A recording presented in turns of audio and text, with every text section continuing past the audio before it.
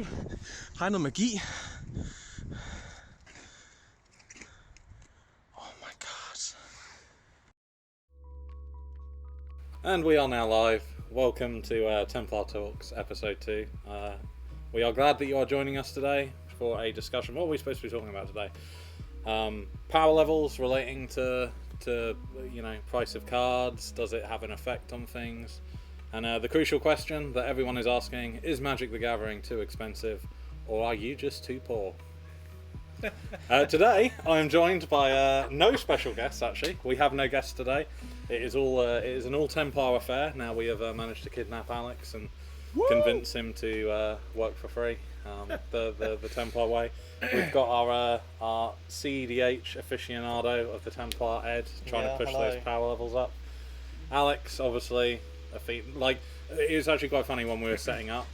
We took a promo picture of the back we're giving away today, and we were like, we need to get a picture with Athena Games in the background, and Alex is the impersonation of Athena Games. That's just me. We'll just take a picture of Alex in the background. Just me. He's got a shirt on, he's alright. Yeah. Branding, love it. But yeah, on that subject, won't go too much into it because obviously this is going to be VODed. If you are watching this on YouTube, you cannot win Commander Collection Black that is upside down. But if you are watching live, there is still a very small chance to win if you head over to the Discord. All the information is in the Templar Talks giveaway channel, and you will have a chance to enter. We are going to draw the winner somewhere around halfway through the show when we do our ad break. And it's worldwide entry, so get your name in the hat and you can win stuff for free. Yeah, it's literally free money. Like you could just sell all the cards in it for like, I don't know, $40, $50 easy, But yeah, Magic the Gathering, expensive. Like, well, I think I may have rustled some feathers with my thoughts on Magic the Gathering finance last time. So maybe I feel I'll let you start off, Alex. Like, what are your thoughts on power level? Like, power level's like such a shit discussion because it's so subjective that it's kind of whatever. But specifically, like, cost to power level. If you want a powerful deck, do you have to spend money? If you have not spent money, is it not a powerful deck? What are your thoughts? So you can definitely go either way, I think. The majority of my experience in terms of like power level and money comes from the 60 card constructed formats rather than Commander.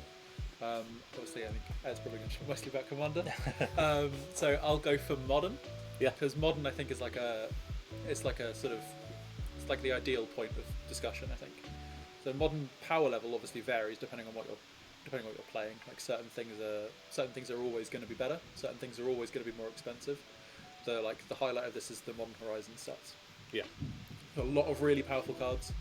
Talk about Modern Horizons 2, specifically like Ragavan, Urza Saga, Solitude. That's like 30, 40, 70 quid cards there. Interesting sudden pivot, and this isn't really related to finance, but I've just suddenly thought of it. Obviously, when Modern Horizons and Modern Horizons 2 came out, everyone in Modern kicked up because they don't like the format having, new cards because it's supposed to be an eternal format. Yeah. Why do you think Commander players didn't care? Why do you think Commander players are excited for the new cards? Well, for me, it's new cards means more options. So I'm of the same view. So I don't see how that's ever a bad thing. But I suppose when you go into those other formats, more options means more competitiveness. Whereas in Commander, in general, it's, that card's cool, I want to play that.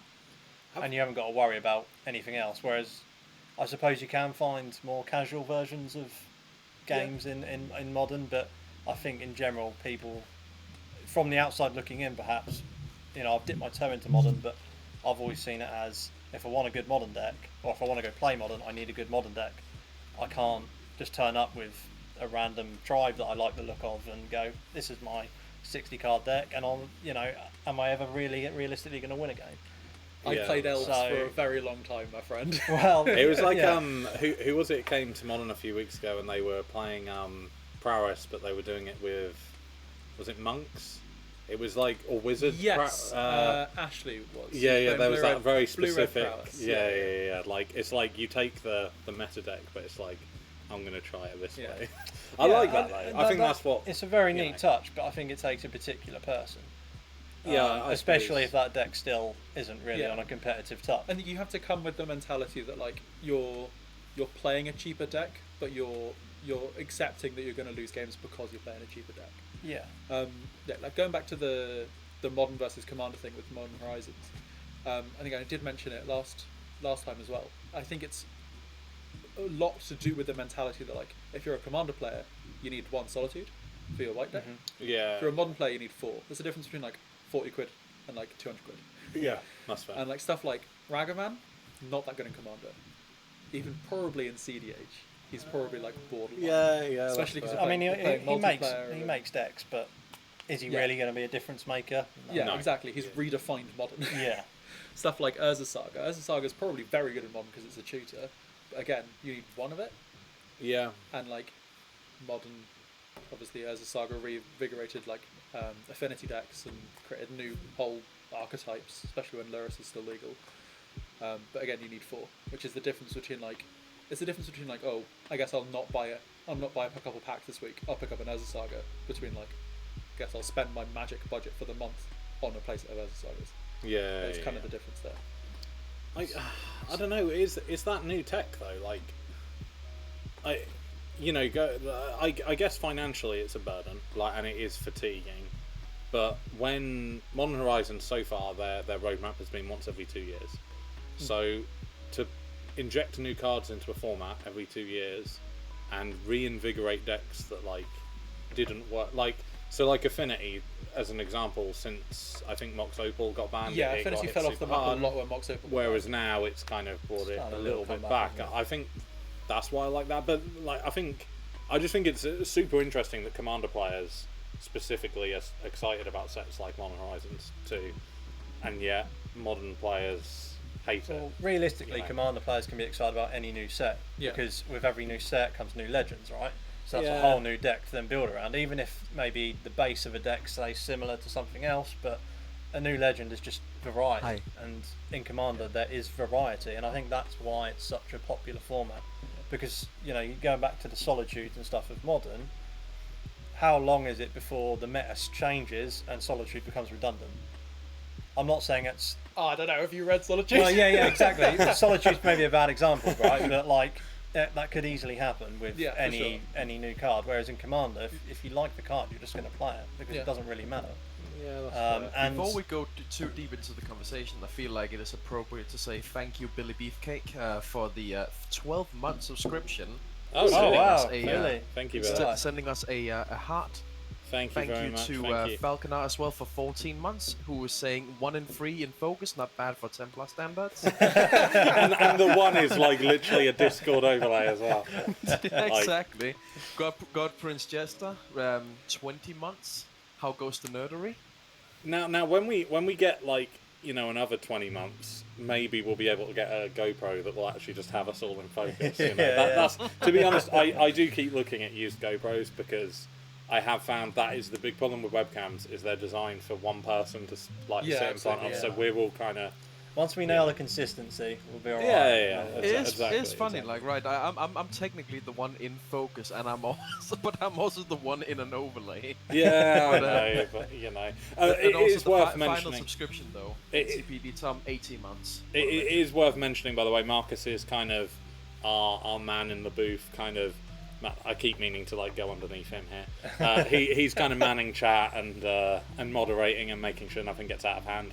We are attempting to ignore chat purely. We do love you guys, but we want to try and keep the conversation going as much. And with my controversial opinions, antagonise you all. If as you've much got as a real possible. point to make, pester Marcus, and Yeah. he'll make sure it gets through. And type it in caps as well, and then start DMing all him. caps and tag him. I and mean, yeah, like all that stuff. Lewandowski starts Yeah. out by saying he hates Modern Horizon 2 and 1. Well, we'll post his phone number in chat so you can give him a ring as well. Yeah.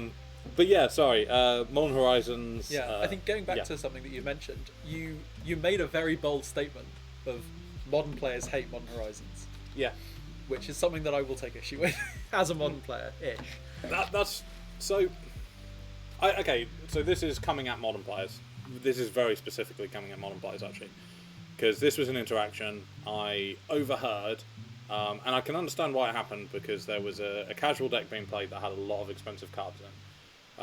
And at the table, someone made a comment, just jestingly, just being like, "Oh, it's just like kind of showing off, throwing money at like, you know what I mean, like tutors, this, that, and the other. Sure, yeah. It's interesting to me though that at Modern, no one has any kind of a semblance of like. I guess this is the whole thing, right? Like, is Magic the Gathering too expensive, or are you poor? Like, I know that's it's a totally in jest statement. I don't believe that. Like, it's very tongue in cheek. But why is it accepted at Modern that just like, oh, cool, we're just going to spend this money to get in the table? Everyone here, like, realistically, like, I mean, I'm not suggesting anyone does this. Firstly, actually, we should say, considering we're talking finance, nothing here is financial advice. Do not take anything we're saying seriously. Absolutely. Please, God, no. But like, if you were going to go to an average LGS and go in on, you know, F&M, a Modern tournament, you're realistically looking at like 20 grand in cards just of people playing at an average like 32 player tournament. There will probably be 20 odd thousand pounds of cards there. So how come that's kind of just like an accepted, like, oh yeah, we've paid price for admission, but when blinging out like a commander deck or something, or using, you know, Yorkmoth's Will or whatever, like reserve list cards, why is that kind of like oh, we can't afford that, like, that's showing off? Like, what's the perceived difference? It's a mentality thing, right? So Modern is perceived, in my opinion, correctly as a competitive format. Like, if you're turning up to Modern, you're turning up with a finely tuned deck. You're expecting to do well, and the price comes along with that, which kind of links back to what we were talking about, right? So like which is why I brought up Modern as an example, because in Modern, money basically directly correlates to power level. Yeah. With a couple of notable exceptions. Obviously, you're rocking up to Axiom tomorrow, you're playing Burn. Yeah. Burn probably cost you £100, if that. Quite a lot more. Fetchers. Sure. Yeah. Fetchless Burn. Fetchless Burn, yeah. Fetchless Burn. And actually saying that, Eidolon is very expensive these days. Is it? Surprisingly, Okay, like, sure. 10 But to like, 15 a card. The amount of money that you would be expected to spend on a playset of Solitudes could buy 100%. you a different Modern deck in its entirety. Affinity is another great example of that. Like Sans 4 as a Saga's Affinity costs £20. Yeah. But for Commander is sort of like, I've always had the mentality, I've just started getting away from the mentality, mostly because of you guys, that Commander's more of a...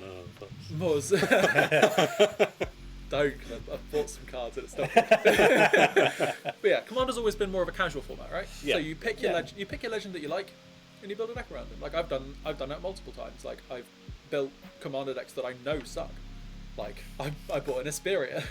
Asperia is really cool, but it costs 6. It's like 6 mana, 6/4. It is not a competitive Commander, but it's fun. That's where why it's so popular, isn't it? Because anyone can rock up, like the look of a card, and be like, I want that one. Yeah. Let's run with it. People will always have the things that they enjoy, which people do in Modern as well. Like there's lots of people that still play Tarmogoyfs.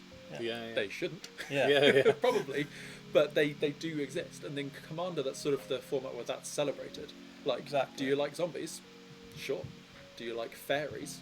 Play fairies. And realistically as well, because it's not necessarily a competitive format, you can make a deck out of chaff, out of, you know, cards that might accumulate to £20.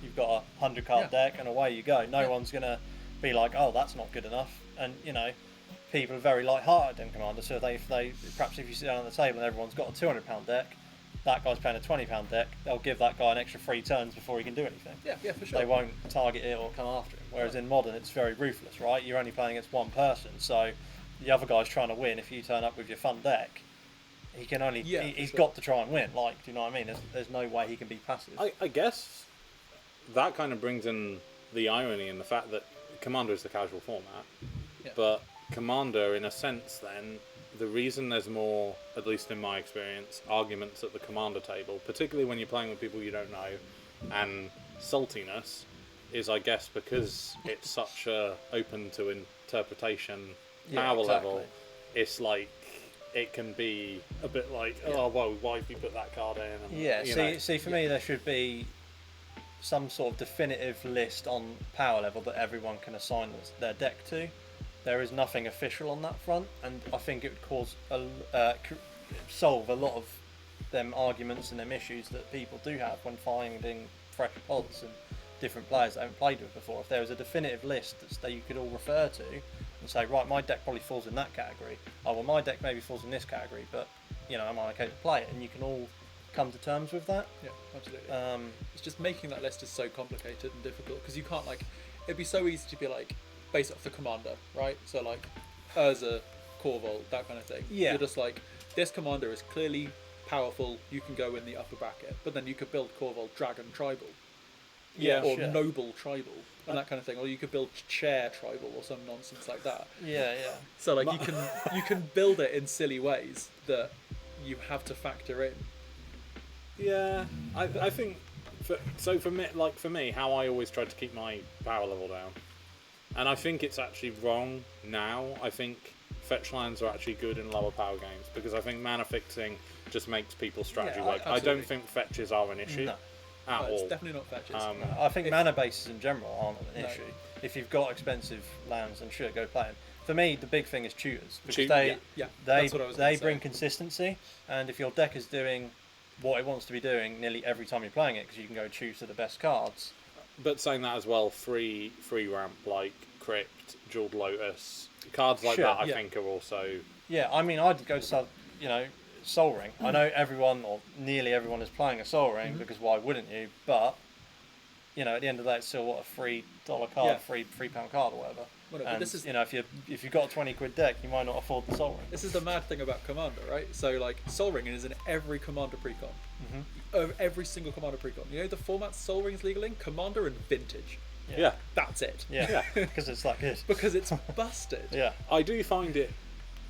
I mean, I don't understand why WotC don't put better mana bases. This is another off topic. If you're new here, this happens a lot. We kind of go on tangents. We need a bell for every tangent or something. But I don't understand why they don't. Jar. Yeah. Sorry, by the way, when Marcus talks, I'm trying to stop talking because we got him on a really low volume, so you can't hear him through the mic. So it's I don't want to talk over the top of him. But they would obviously they experimented with the £15 to £20 whatever the retail was Commander decks for, was it Zendikar? Zendikar and Kaldheim. Now they've put them back up to 35, 40, whatever the retail is, which we don't know because there is no MSRP anymore, which is really great. Yeah, no, it's good. It's kind of why not just put not fetch lands, that's stupid because people would buy them and open them, but maybe a shock land, or at least a filter land. You saw this with the Brawl precons. Yeah, I was going to say they had shock lands. Every single Brawl precon had a shock land in it, and it's not a coincidence that we sold them all. Yeah. It's we haven't held on to any of them. We held on to old Commander decks for ages, the Sultai Morph one. The Sultai Mutate one. Sultai might be the might be Sultai problem, but they're very niche genres of decks, aren't they? Yeah. So. But we held on to those for ages. But the Brawl decks just went But I think that's the thing. I get there's keeping reprint equity and kind of what's he doing with Secret Lair, just selling singles, and they don't want to crash prices because they still need people to open product. But it's so obvious in that. If you go into, I guarantee, if you go into a card shop that has isn't that popular and has standard sets, you're more likely to see Core Set 2019 than you are either Guilds or Ravnica Allegiance because of shock lands. Yeah. And it's the same here, the set that flies off the shelf every time it comes in, people just buy it, is MH2 because of fetch lands. I think. Yeah. Whereas MH1, it sold well, but it was nowhere near the hotcake that MH2 is. No, and I think I don't think it's anything to do with these powerful new cards because MH1 had stupid cards in, stupidly good cards. Mm-hmm. It's just that fetch land allure. So why not, print more, make more money on WotC's end, make more money on the LGS end because you're giving out more product. Well, that's the question that nearly everyone asks, isn't it? And there is no answer to it. It's I can't tell you what they're thinking and why they don't do it. I guess they obviously like the way the market is at the minute, right? Did the Pioneer Challenger decks have any good mana bases in? No. So I actually wrote an article on the Athena Games website about the Pioneer Challenger decks. You can probably find it. It's probably still there. But my general gist of it was I just went through all of them and just gave suggestions, and the gist of it was this deck's great. Put some shock lands in it. Yeah. So like the Orzo of Auras one, granted it had Lurrus in it, which is now not legal in Pioneer, but like it had, I think my notes were like it needed 3 more Thoughtseize in the sideboard because the sideboard was like 1 Thoughtseize, 3 Duress, which is like a choice. Yeah. But it came with a Thoughtseize, and I'm like, yeah, get a Thoughtseize and then get some fast lands and shock lands. Hang on, one of them came with a Thoughtseize. Yeah, the Orzo of Auras deck has a Thoughtseize in it. Wow. Okay. Yeah. I have no idea. How much are the Pioneer decks retail? Like 30 to 40. That's still really good. Yeah, they're all very, very good. Like, Orzo of Auras is fantastic. Blue White Spirits needed more work, but the Lotus Field deck is the Lotus Field deck out of the box. Like, I bought the Lotus Field deck. I made a couple changes, but like, that's it. It's the Lotus Field deck. Yeah. I think the last one is. I can't remember what the last one is. I think it's probably mono red or something. Yeah, there's a mono red prowess, maybe. I think it's Yeah. They put Soul Scars. yeah. Yeah. I don't know. I think it's a weird one that they don't utilize mana bases more because it obviously sells products. Just to quickly check in with chat because we've been a little while and I did notice one comment there. Jester, I know the whole MH2 isn't selling necessarily because of fetch lands, but it's a rare slot. And if you open one, you're happy. So it's kind of like that. It's a significant factor. Yeah, I'm chasing Solitude. I'm chasing Monkeys. But if I hit a fetch, like 3 fetch lands in a box, I'm kind of happy because I know the value is low now, but realistically it's going to go back up. So you're kind of... Yeah, I mean, like, you've already got them 5 chase rares, right? Straight off the bat, before you even get to the newer cards. Yeah. So... And it's no coincidence either if you look at all the old... I know I'm not a big modern player, but I like the whole finance side of things. But if you look at all the old Masters products, every single one that had fetch, maybe up until MH2 has sunk them a bit, but all the ones that had fetches in have kept their value significantly higher than the ones without. They barely impacted the prices at all of fetch lands. Yeah, it is crazy, and I actually think, which is going to hurt me in the long term because I'm sitting on a box at the moment. But I think Double Masters may age potentially badly based on reprints because it didn't have fetch lines in. And the reason I say that is they've reprinted Mana Crit twice in quick succession now. One was Mystery Booster. If they reprint that again, and Force of Will, let's just say, what other like really high value chase card? Like, I know there's really good value, everything in there. It's a great set. But I think that fact that it doesn't have fetches in will hurt it. It's like Ultimate Masters hasn't... That's been sitting at like $350 a box for over a year now because it's not going to go up anymore because who's trying to get Lilianas right now? Do you know what I mean? Like, you need those chase cards that work in every deck. But Marcus, do you want to give some highlights of the chat? Any questions? Well, or does no I one feel care? like one of the interesting highlights is the discussion between Lewandowski and Godprince Jester. Lewandowski says that he feels like Modern Horizon 2 brought out a indirect rotation in the format because of the power creep. Like, you basically need a bunch of the new cards to be able to match, and therefore it feels like an indirect rotation. Whereas in Modern Horizon 1 there was apparently just a few key cards that you needed, and that made it at least not as bad. They did handle... I didn't really play Modern then, so this is more directed... I 100% agree with that, to be fair. Yeah. But MH1 they did handle because of bannings a little bit better, right? Like, because like there was that tier 0 decks and they banned... Was it Hogak, right? You can look at how long Hogak was legal for, but like Hogak took a lot of stuff down with it. Like, okay. Hogak, before Hogak got banned, it managed to get Bridge from Below, Grave Troll, and Faithless Looting banned before they removed Hogak. Granted, those cards are too good for Modern. I was actually going to bring up here, again... With the exception of Bridge from Below. Bridge from Below did nothing wrong. Faithless Looting. Faithless Looting's too good for Modern. I think it should be unbanned. I think you're objectively wrong. I think it would spice the format out. I genuinely think it would spice the format. That's because you have never played against... Is it Phoenix with Faithless I Looting? have. I don't think it would be as good now because of the power creep from MH2. I can see your point, and a lot of those would get fixed with Endurance, which is one of the green part of the Solitude cycle. How much damage does Fury do? 4. And Phoenix is a 3/2s? Yeah, but Fury doesn't have flash. Oh, okay. I thought Fury had flash. That's my bad. Okay, fair Just enough. saying, Bridge from Below did nothing wrong. What Bridge does from Below Bridge from did Below nothing do? wrong. What's Bridge from Below? Bridge from Below is a 3 black enchantment that does nothing while it's in play. If it's in your graveyard, whenever your creatures die, you get a zombie. Whenever your opponent's creatures die, it exiles itself. Why did they ban? Was it something to do with Hogak? It was Hogak, Hogak. yeah. So the combo was you have bridges in your graveyard, you have Hogak in play, you sacrifice Hogak to Altar of Dementia, you make zombies, you mill yourself at 8, you okay. recast Hogak, rinse repeat, you mill your deck, and then you kill your opponent. Yeah. It was fine. It did nothing wrong. But yeah, they're all. There's a reason those cards are all staples of Legacy Dredge. Like Bridge from Below, Faithless Looting, Grave Troll, even Hogak is in Legacy Dredge. Faithless Looting brings back.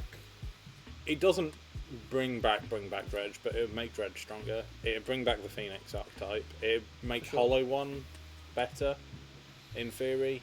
Yeah, I don't know if Hollow One is on the right power level for Modern at the moment.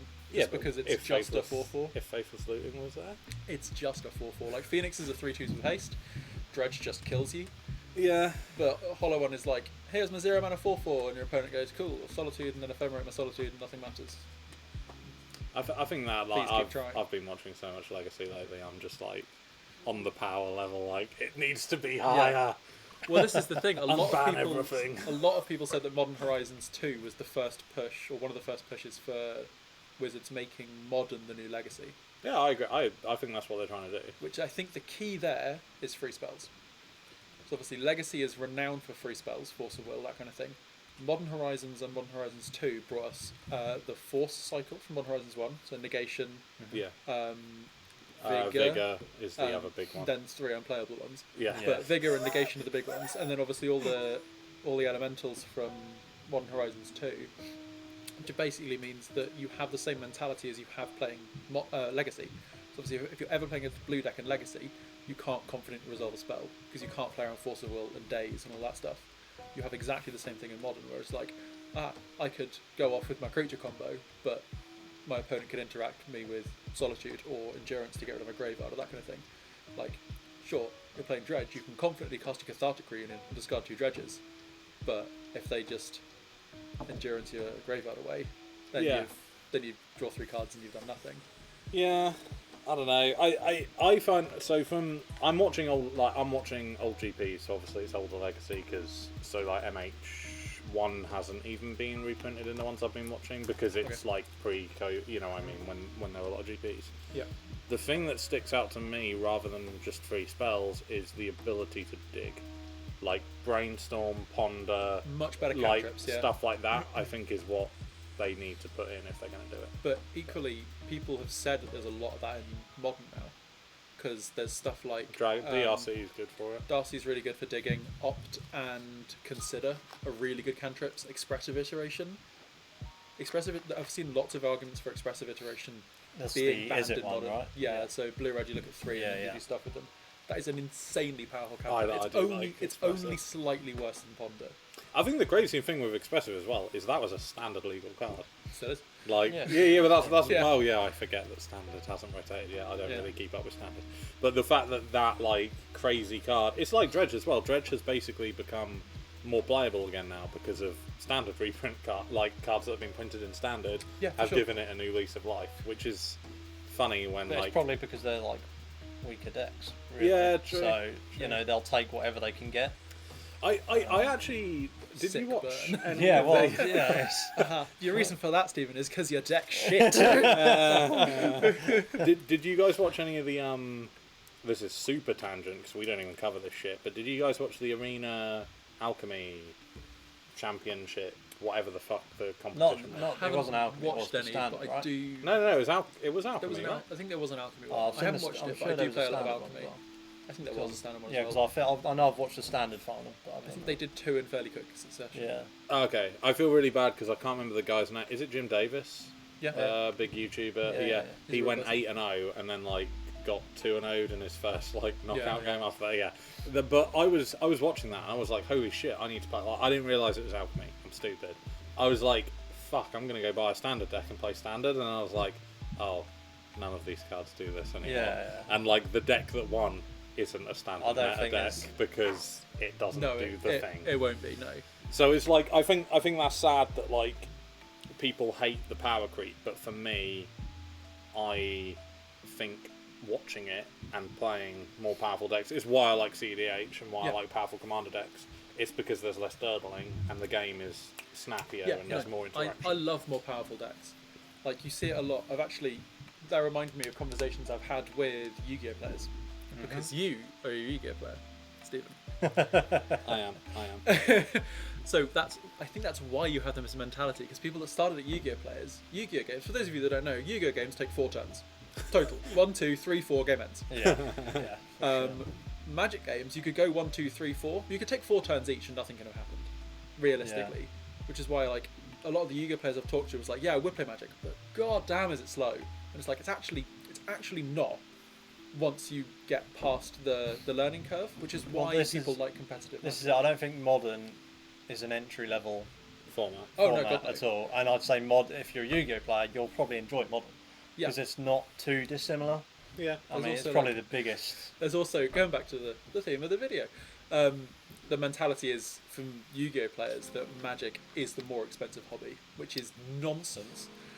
But if you wanted to play Magic like Yu-Gi-Oh, it probably is. Well, sure. Actually, the rate that Yu-Gi-Oh changes and the rate that they're expecting changes, I think it probably would be if you want to change your decks every 2 weeks and that kind of thing. Just to really quickly address chat there, it is indeed a policy that you should not be swearing in Athena Games, and personally, I do not swear in Athena Games when the shop is open. But the shop is closed. And to preface as well, any views on this show are not the views of Athena Games. I just want to make that very clear, because although Alex has finished work, this is Templar hour, basically. So, do not come into Athena Games swearing, or you will be ejected. It's not good policy to swear in public. I actually have I don't know if anyone gets triggered by this, but I get really uncomfortable when people swear in public loudly. Because for sure.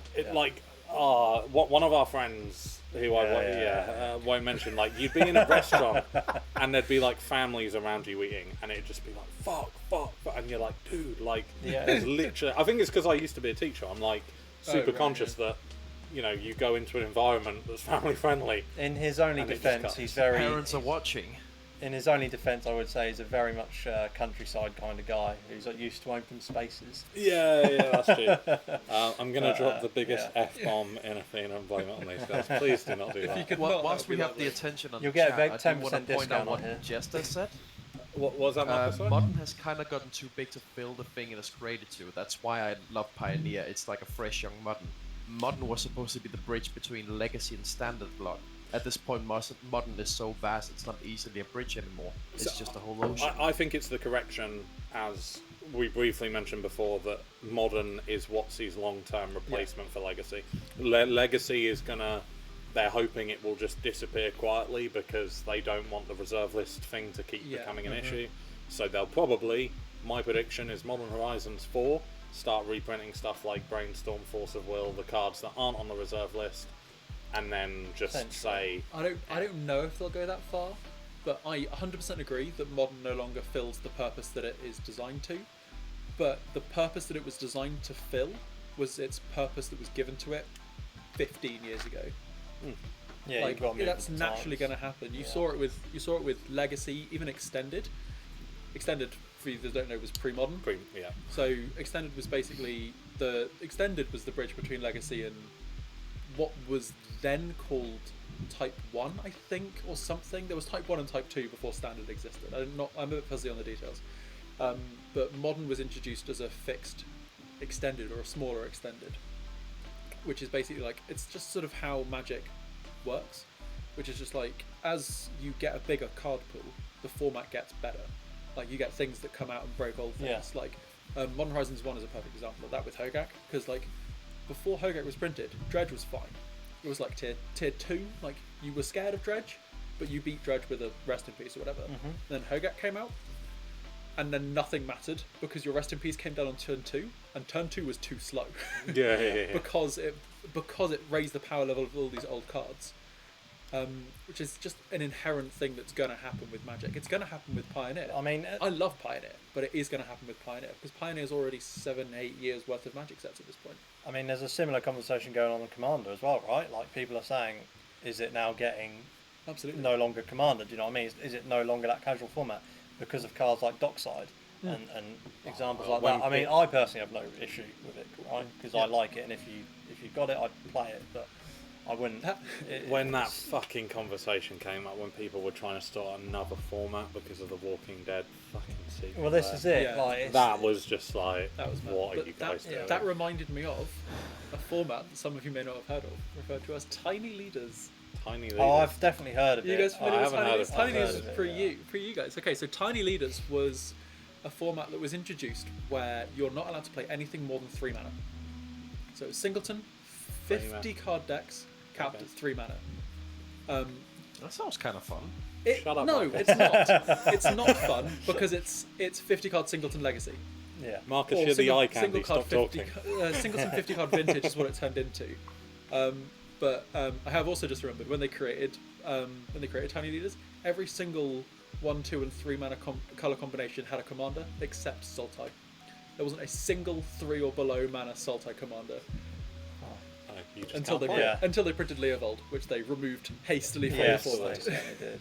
See, Marcus, you strike me as the kind of person that would get really into Pauper as well. Like if you started playing Pauper. Pauper's like, another great format. I've never we played Pauper. already know that Pauper's the a format where stupid you shit can is what I play enjoy Legacy the or most. Modern.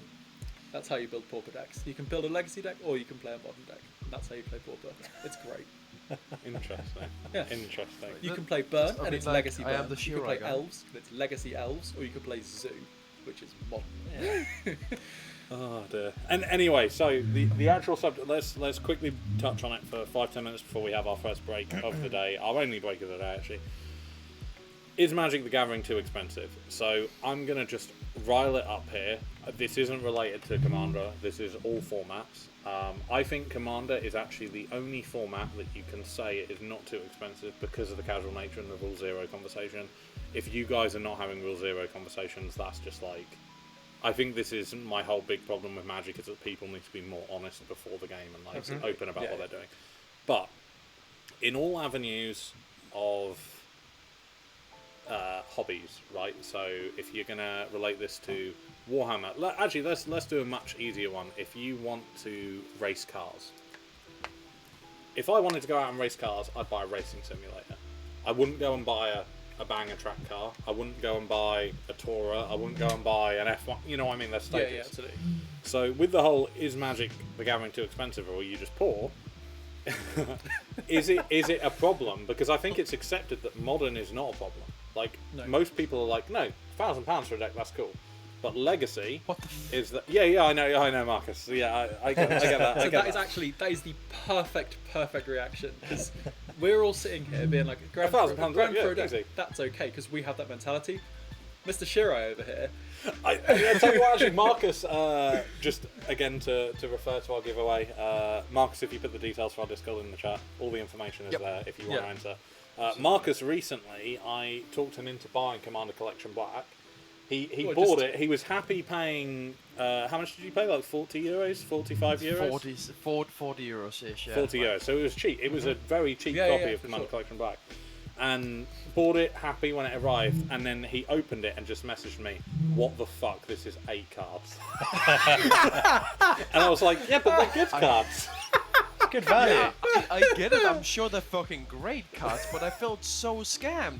The entire box was big. It was nice. It was thick, you know. And I'm just gonna opened Marcus it and when it's when just- you visit next, dude. Remind me to show you the. I think there's one here, but I don't think we can show it.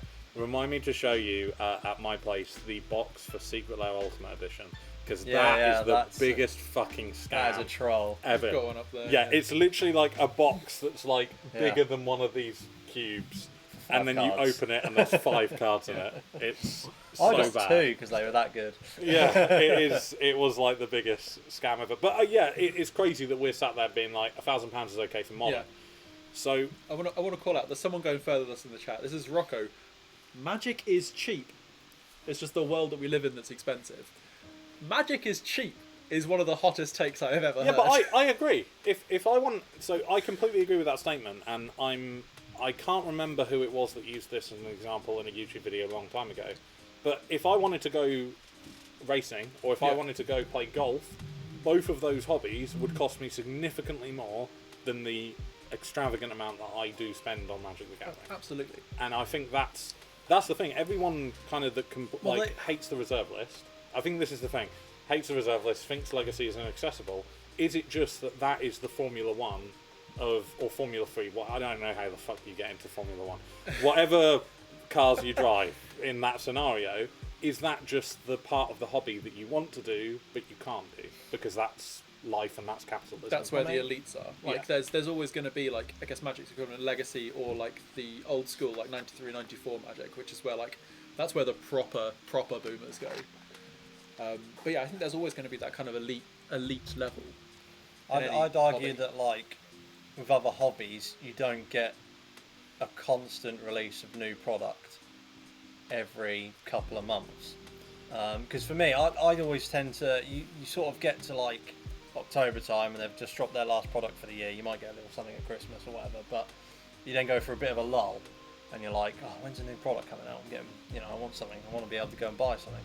And then they suddenly drop 3 new things at once, and you're like, okay. Huh. So hottest take is the cheapest format of Magic Legacy because new products affect it. It is long term. In that you buy it once, and chances of a card coming in are very low. This is why people had this argument about Modern for the longest time. Like, Modern is cheaper than Standard, which I see the argument for, because Standard you can buy a Standard deck for 150 quid, but you have to spend an extra 50 quid on your Standard deck every single time a new set comes out. That's like 50 quid minimum. Modern, for the longest time, was just like, sure, you have to spend £1,000 on your deck, but like you might have to spend an extra £100 every year to upkeep it, or something like that. And it's like, and then like you can, if you're smart with MTG finance, you can be like sell things when they get hyped and buy things when they're low and that kind of thing. You sort of build up towards that, which Standard decks just aren't able to do. Yeah. I'm just gonna chime in here and say, use like the example that Ed had. Like if you go into golf, you buy a golf set and it's gonna last you your entire life.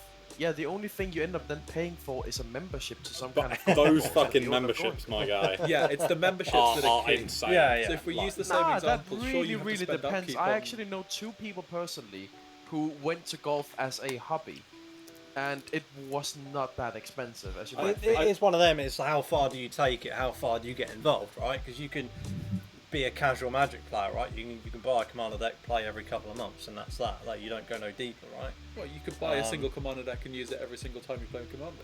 Yeah. Well, exactly. But what other formats can you really do that in? Straight over Marcus's head. Yeah, that's fine. Marcus actually has a lot of Commander decks, by the way. He just doesn't use them. Yeah, no, I'm what? He likes Shiro. It's a lot funnier to just assume that Marcus only plays Shiro. Yeah, man, absolutely. Like, I've embraced it. Oh, by the way, I'm just going to put this out here and really sell out. Where was it? What was it you just said, Marcus, in chat? Was it something about free bridge? What was it? Hashtag Oh god. free the bridge. Okay. If we get if we get 5 more subscribers this stream, I'm actually putting a fucking number on it. I'm going to put a Shopify shop up where you can buy a t-shirt that says hashtag free the bridge and another one that says hashtag Shirai only. And we'll put like Marcus's face on the back or something, I don't know. So if you want a t-shirt with Marcus's face on, you know how to make it happen. But anyway. Clip that. That's going to be it. Yeah, sorted. Easy. Actually, it's going to be the one when we did the charity stream and someone had paid you to do shots and then donated for you to do something that only belongs on OnlyFans, but we did it on Twitch and got away with it. Commanders Templar OnlyFans incoming when? Yeah, anyway, so let's take a short break before we go off on too much of a tangent. We'll come back and talk more about golf in a minute because we know that's why everyone's here. Absolutely. It's gonna hit to a BRB screen, but Marcus will then magically appear on top of it and be able to talk to you guys still. So Marcus, Wait, if you what? don't... Oh yeah, I forgot to tell you about this, Marcus. You're running the Be Right Back. Oh yeah, because you don't get a break. Sorry, man. You don't get a break. You're just in your apartment. Don't worry about it. And we'll be back in 5 minutes, and we will be drawing the winner for Commander Collection Black. If you're not in the hat, if your name isn't in the hat, if you're not in the pot, whatever you want to say, go over to the Discord, find out how to enter, and we'll be drawing in a minute. So yeah, we'll be back in a minute. Give it 2 seconds, and then Marcus's face will appear. I'm sorry for stitching you up, Marcus. You can deal with it. Just pee in a bucket or something.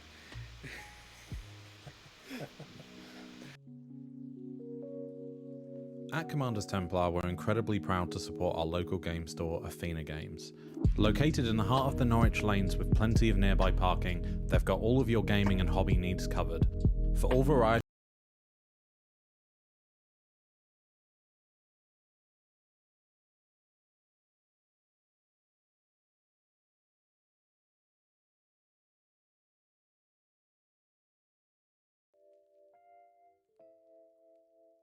Alright, good. Could you guys mute yourself so I can talk to the chat?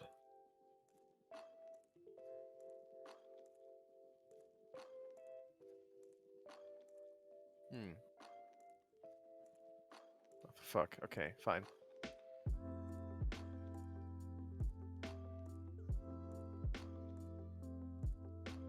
Hello, chat. It is I, the demon that sleeps under your bed. I will be whispering to you, Shirai, Shirai. That's right. How's everyone doing then? Any new hot takes you want me to remind the Templars of before we start again? Oh, I can see that I'm getting moved around on the stream.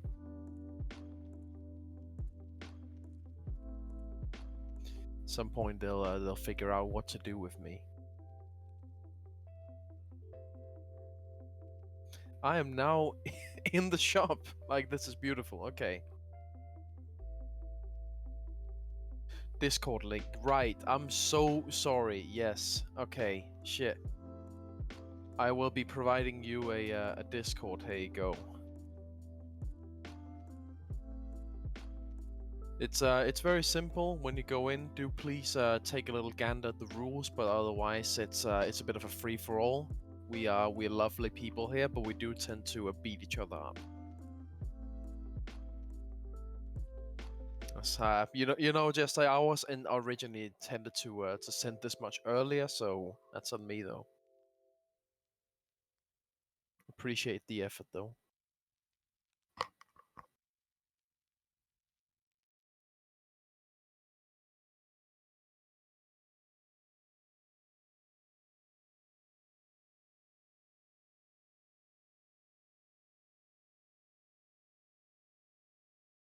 Need to react to the Templar Talk giveaway.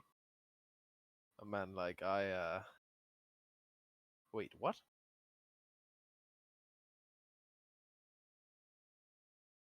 Ah, yes.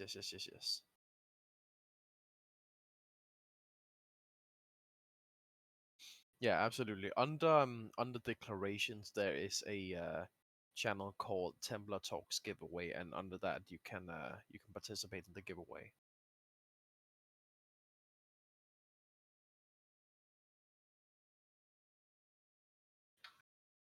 Now, if you want to hear my hot take, whilst they can't stop me from saying anything, yes, I definitely think Magic is way too expensive. Especially coming from the guy who actually used to play Hearthstone, where the rotations was so often. Like, I still believe that you have to spend far more money on Magic than you did on Hearthstone. But they also did have an advantage, considering you could disenchant your old cards to basically reuse some of the value. So once things like came wasn't in meta anymore, then you could at the very least still earn part of your money back. Whereas you cannot do that if a card loses its meta status or gets banned or gets out of rotation, then it loses its value and you can't really sell it anymore. Like, yeah, I think that's definitely sad in that sense.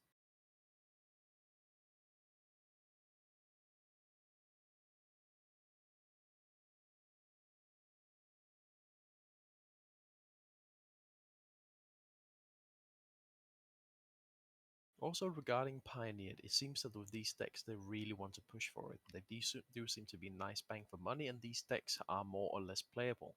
I was looking for the RDW, and it misses just a few cards. Way more playable than Commander decks that usually need more upgrades. Well,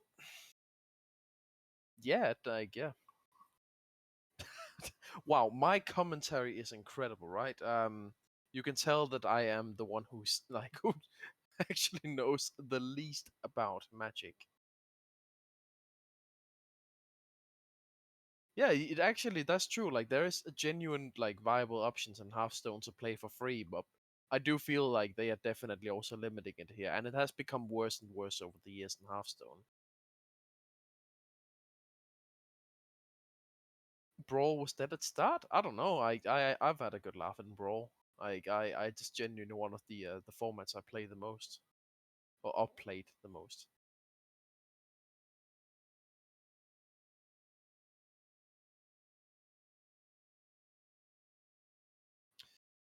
You are right, Falconer. You can go in full saving mode and just print your own cards. And in general, that's also a rule of thumb that I should start trying to take into consideration. As I'm just not a big fan of spending so much money, but I still want want to be able to create interesting, diverse decks. Even though it doesn't seem like it, I know I am the Shirai guy. I am Shirai, Templar's caretaker. But I do actually want to be a bit more creative.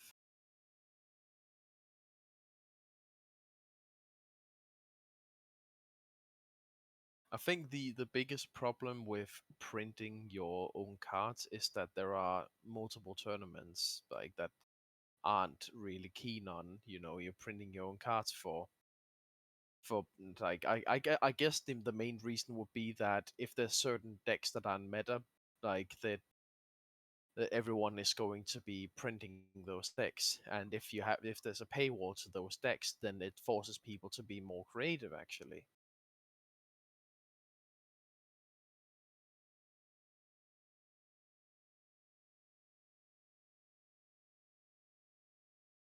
Want to play Brawl, said no one ever I knew.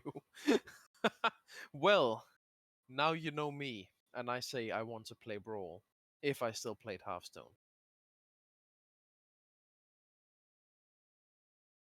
And I sure do miss the other boys here. By the way, in case they can hear me as we are on a Discord call together, I have server muted them, and they can just remove the server mute themselves whenever they are ready to talk.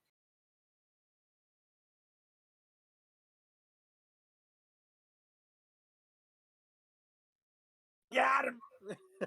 Holy shit, that was loud. Will be 2 minutes, dude. Yeah, sounds good, man.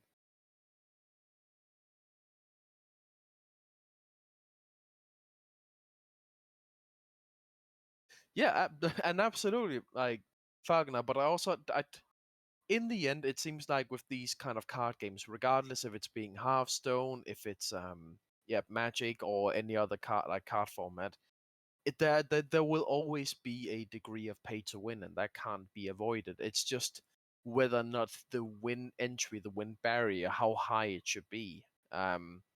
And that barrier in Hearthstone, at least I know from experience, is going higher and higher as you need more legendaries on your decks, right? Um, and of course, I don't follow Magic to the same degree, but at least I can check the pricing history and see that some cards have gone 10 to 1,000 times up in value, right? So, compared to when they got released the first time. So it's a discussion on whether or not not whether or not but um how high what is it called it should be. But on that note, ladies and gentlemen, I do believe we are actually ready to get back into the podcast. So I hope you've enjoyed your 8 minutes with Shirai Templar's caretaker, and let's begin. I love the way you timed it. You hated it so much. I thought you loved an audience, Marcus. I do like an audience whenever I am prepared. Oh, sorry. I did throw that one on you. You'll be prepared next time. Yeah, you'll be right. You'll be fine. I was literally just sitting here like, I can't wait for my break. I'm just gonna go and get a biscuit, and enjoy myself. And then it's like, oh, Marcus, you're entertaining the chat now. Oh, shit. Okay, Lewandowski, you've just reminded me. I know this is Templar Talk, so we should be on topic, and it's being VODed. That needs to be removed, the read from a Nick Cage script, because at some point, because we hit the goal in the charity, some point this year, we're going to do an IRL table reading of a Nicolas Cage film. Yeah, Alex, you've kind of been fucked by this because you're technically part of the Templar now. Oh, so you might have to be involved on this, but it will be National Treasure, obviously, and we will do it at some point. And I will actually go to a printer and get the scripts printed on paper just for the extra effect of hearing that rustling of paper and But let's give some shit away. For anyone that's wondering, every Templar Talks episode we are going to give something away. This is like the premiere, so we've given away something a little bit bigger in this Commander Collection Black. Typically we will be giving away a single. I believe I was supposed to bring a single with me and I forgot, but I think it's going to be like a low value fetch land. Hot singles in your area. Hot singles in your area. That's going to be the new. I'd completely forgotten that. That's going to be the name of the new segment because we're degenerate as fuck. Hot singles in your area will be coming as of Templar Talks episode 3, and it will be a fetch land. And I know your 5k points have gone down, but I don't think there's anything to redeem with the points these days anyway. We need to redo that. We need to do a whole this is the thing, right? Suggestions. Yeah, any suggestions you guys want, DM them directly to me on Discord, put them in the general chat, just yell at us and make us do things and we will make the changes. So I'm going to put this Commander Collection Black underneath Marcus while we quickly draw it. I think we're going to probably cut this out of the VOD so we can take our time here. So we have had 16 entrants. Ooh. So we'll do a random number generator. Good luck, folks. Hopefully, okay, that's just a white screen. I assure you, there's witnesses here. We're not going to scam you. Random number generator, 1 to 16. If it falls on myself or Alex, we will be redrawing it because we liked it just to push the emotes up. So you have a 1 in 14 chance. If you are not based in the UK, I will open... To be honest, even if you are based in the UK, I'm tight as fuck, I will probably open this and send it to you in a top loader. If you have a huge thing against that, let me know, and I may just be like, give me a quid for postage or something. I don't know. We can figure it out. International postage is really expensive. Thank you to everyone that voted for Brexit. It's really great. Even posting to European countries now is just... In theory, fun. super locals you can pick up from Athena. Yes. Grab it. For sure. Yeah. Okay, so random number generator is... We'll have some witnesses. Number 6. So, if we go to the Discord, and we go to the reacts, how do we go to the reactions? Oh god, they're just highlighting all their messages. No! Stop it, Falconer, stop it, Marcus. So, 1, 2, 3, 4, 5, 6. So, the winner The suspense is killing me. is long-term viewer Bronze Panda. So, congratulations, Bronze Panda. Woo. I know. I think I have your address ominously from previous giveaways we've done back in the day. But send me a DM on Discord just to confirm. Congrats! And you will have 8 shiny cards. I'm hoping I can send you the whole package so you can get the full disappointment experience that Marcus had of this beautiful presentation with 8 single cards in. Have you put them in your Shiro deck yet, Marcus? By the way. No, they're sitting, they're vibing in my shelf. I was thinking before our next Magic thing, I was just gonna talk to you about which cards would be viable for me to remove, to get some of the other ones. I know I need to put in Toxic Deluge, but some of the other cards do seem interesting. Just keep them all in the safe, mate. That's 45 quid's worth you've got there. Yeah, don't open it. Play all of them, right? What cards are even in there? There's a Liliana. Yeah, that's a bit. Definitely. Just Ophiomancer's in there, I think. Ophiomancer's got to be good. Sure, I'll just give you the list right here. There is Ghoul Caller Gisa, Ophiomancer, Phyrexian Arena, Reanimate, Toxic Deluge, Soul Ring, Liliana. But I mean, put the commanders. A Snake Token, the most valuable one. Nice. Command Tower, and that's it. I mean, put the command tower and Soul Ring in there just for the theme, it'll make it look nicer. Yeah, I guess, but isn't Command Tower relatively useless in a mono deck? That's fine, mate. No, it's fine. Just put it in. Don't worry about it. Keep it fun. Vibes, isn't it? Yeah. It's always nice having something different in your mana base. You never know if someone is playing land destruction and destroys all swamps. You should technically have half snow-covered swamps just in case. Yeah. Fuck. I'm not paying more for bullshit. I'm not even. I'm not even kidding. In my land destruction deck, I am running half mountains, half snow covered Yeah, because you that's have the way to to do it. name the specific land, and I destroy land. So it's like if I'm against all red players, I need my backup. You know. Yeah, I was for actually sure. I was looking through that deck yesterday actually, and I was like, oh, I remember this didn't have that much land destruction, and it was mainly just people playing lands hurts them, and I sorted all the cards out, and there were like 35 to 40 like destroy Jesus. land cards in there. So I definitely need to tweak that one. But back to the subject of golf. Yeah. Me actually, speaking of golf, me and Jess were and talking about things that are unobtainable. Me and Jess, I've just doxed my wife, but it's fine. Me and Mrs. Rage were talking the other day about how much money Gareth Bale makes. Oh yeah. Legacy wouldn't be a problem for him. Man. No way. 700,000 euros a week. You Yeah. know, like it's That guy's got not it bad. made. He's doing all right. yeah. But with that said, is it just a case going back to that really spicy point? Is Legacy Commander? If we say Commander is the everyman's format because it is so wide that Yeah. you can foil out a CDH deck, you can't because of reserve list, but whatever. Yeah, You can for do sure. what you like in Yeah.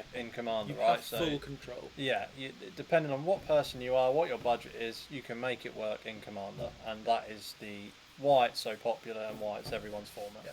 Yeah. Assuming you have all the rule zero conversations and power level and stuff, which Well, is that's I am almost sure a yeah. topic for a future. It's a Just- separate conversation, really. I do think that is the biggest issue with Magic. I think it's great that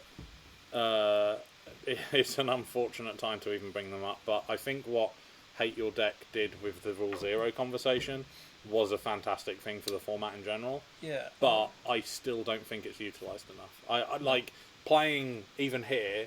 It's kind of like, cool. What do your guys' decks do? And I think a lot of the issue is people don't really know No. what their decks do. I think as well it also comes down to some people just don't have the variety, right? So they have to sit down, they maybe have one deck and they're like, this is my deck, can you guys sit here and play with me? If we've rocked up with stuff that's a bit stronger or even too weak, you're like, well, can't really have a fair game. I mean, you can try Yeah, your no, best for to sure. make it work, but 9 times out of 10 it's not going to be enjoyable for someone. yeah. Marcus, can you stop slouching because you're getting lower on the screen? And there's a lot of I remember when we don't set you get- up, I you were don't get- literally like head height level with us, and you've just like slouched down. yeah. See, that's just- perfect. I think No, a lot I'm of the joking, issue I'm comes from like people's perception of their own decks as well. Exactly. Like, This comes back to the point I made earlier that in my view there should be some definitive way of ranking. so like an external thing, yeah. because like people can. I appreciate the conversation, the point that Stephen made, which is like when you sit down at a group. I've seen this happen countless times because I basically work every Monday, where you get four randos to sit down at a table and it's like, oh, what does your commander deck do? It's like, I'm playing Talrand, and it's just like. That's like the least helpful you could possibly Yeah. Or like We can yeah, see I've got what a you're Kenrith playing, deck. but what does Yeah. it do? Oh, Like, okay. be. You've cool. got a Kenrith deck. It's just like, okay, cool. What kind of Kenrith is like, I love bringing up chair tribal. Or like, chair tribal, CDH. Yeah. Like Yeah. you've got such a broad. broad range of things here. But I actually think to throw Marcus under the bus a bit and bring him into the conversation. Or Shirai. Yes. Yeah, but I actually think Marcus's Shirai deck is probably a lot stronger than Marcus thinks it is. I would say Marcus's, from what I've seen of Marcus's Shirai deck, I would put that slightly above, if not significantly above, the power level that I prefer to play Commander. That's just from like a personal standpoint. There's a lot, because I have noticed when Marcus does play the Shirai deck, he doesn't necessarily see all the lines and do all the plays that Yeah, sure. would be beneficial. But like if you played it to its maximum effect, you can get to board positions pretty quickly where you Yeah. can start draining the table out. Like because Shirai triggers on every end step, you can take so many more actions than everyone else, which is like it's always the note of like if you're looking at a game and you want to know who's winning, you can see it a lot in Yu-Gi-Oh! I see it a lot in Yu-Gi-Oh! Which is like you can tell who's winning because it's the person that's touching the most cards, Yeah. which is especially true in Yu-Gi-Oh! Because Yu-Gi-Oh! Does a lot of searching and Yeah, that kind yeah, of thing. for But sure. especially in Commander, like I have my turn, and if during my end step or second main phase or whatever you have to do with for Shirai, if after every single turn Marcus is just like, oh yeah, by the way, I'm going to take these 16 actions and drain everyone for 5, and then you pass and you do that every single end step, you just get to touch all your cards so many more times than everyone Yeah. else gets to touch their cards, which is like which inherently gives you more power, I think. But In general, I do agree that Shirai likely is better than I'm playing. In the end, I don't think I'm by any means a good Magic player. But I will also say that I do miss some key cards besides a board wipe that would be incredibly beneficial for me. Like I can't count how many times that I have done my entire thing, you know, like saying I'm gonna sack fucking like everything and bring it back in the end step, and then my Shirai dies. But I think that's your perception of when it's safe to do it. Yeah, because I I, mean, think so that- sometimes yeah, for if sure. someone has like a lot of mana, it might be worth missing a trigger just to be like, what are you doing over there? yeah, Like, so I mean that probably leans on you, but I mean, sure, your deck could probably be better than what it is, but you know, going back to what Alex was saying, your deck is obviously at a pretty good level to be given the little you've spent on it, right? So that means you can have a pretty solid commander deck on a pretty tight budget. But Yeah, this for is sure. why Commander is that format where I Exactly. think you can spend some, like if we put again, this barrier to entry for some people could be like, what are you talking about? But if you put a number of £100 on a deck, Yeah. I would personally say if you're going to build an optimized deck, you should look more towards 200 because then you can really build You an can fully a optimize heli it, yeah. optimized deck. With like if you're 2/3 color, all the mana, you know, shocks and stuff Yeah, you need. yeah. If I remember right, the original Shirai before I looked out and got the Jewel Lotus in there. I mean, that's a card you don't really need. No, Like, exactly. it's a I good mean, card. yeah. No, absolutely. But before that, I think it was about €50 that they cost. And that performed well, like, Yeah. Yeah, for and sure, could have yeah. been better had it had a more experienced Magic player behind it. So Yeah, absolutely. But that so again we've just re-established the fact that Commander is the format where you can pay £1,000 and have a really bad deck, or you can pay Yeah. £100 and have a genuine 9 out of 10. Okay, maybe £200 and have a genuine like 9 out of 10, not CDH but very close Yeah. to CDH, optimized, strong, high-powered game. And there are some commanders that it's difficult to build not that way. Like Yeah. I think one of the Shira is a great example. Krenko is another fantastic example of that. Like Yeah, yeah. it's really hard to build a fair Krenko deck. I think Corvold is as well, unless you And go Corvold. stupid with Corvold's like pretty- Dragon or Chair Chair Tribal. Tribal. I mean, even things like Tatiova, Tulane, you know, Yeah, Oh, Yarok. Tulane Yarok, especially. yeah, because they're rewarding you for doing stuff you're normally doing anyway. Yeah. Then you haven't even got to go out your way to make them good. And I'd even say like it goes way wider than that. There's Yeah, of so course it many does, of them yeah. that you can just make stupidly good without too much difficulty. Yeah. And I think that's a problem of people doing that and giving people a miserable experience. That's a whole other subject in Commander. The problems with Commander, and quite frankly, the reason I don't like the format. Like, Commanders Templar run a fucking Commander-based podcast stream. I actually, if I had to pick right now, I would not play Commander as my format of choice, other than CDH, because for me CDH is everyone's trying to win. There's no conversation. There's no soul. There's no till. It is just I don't give a fuck what yeah, you're I don't doing. know what everyone's That's We're doing. trying to win. because you have that perception going into it. Like Exactly. you skip the nonsense beforehand. Everyone's on the same page. Yeah. Which is like exactly what like modern is, right? Everyone's on the same page. So with that and with the reserve list and all these issues, is it actually an issue that people can't play Legacy? Well, Like, I know we keep going on Legacy, but I think that's from the last episode. That was the hot take when I support the reserve list. I've been very vocal about Yeah, that. so- I think it's a good thing. From Because- we've got experience in the game, right? So we might say to a new player, well, you know, go down this route to get into the game if you want to make it a long-lasting thing. But really, as an entry-level thing, there is a barrier on nearly every format, bar Absolutely. Commander. So Magic the Gathering becomes expensive. So I think that's Yeah. my answer, really. Well, yeah. So It's- to answer the question, yeah, Magic's expensive, and Yeah. yeah, you're probably too poor. Yeah. yes to all. Just I know I just am. to add one thing, I don't know if you heard it during my break. I compared Magic and Hearthstone and how when cards go out of meta in Magic and when cards get banned in Magic, etc., they plummet in value.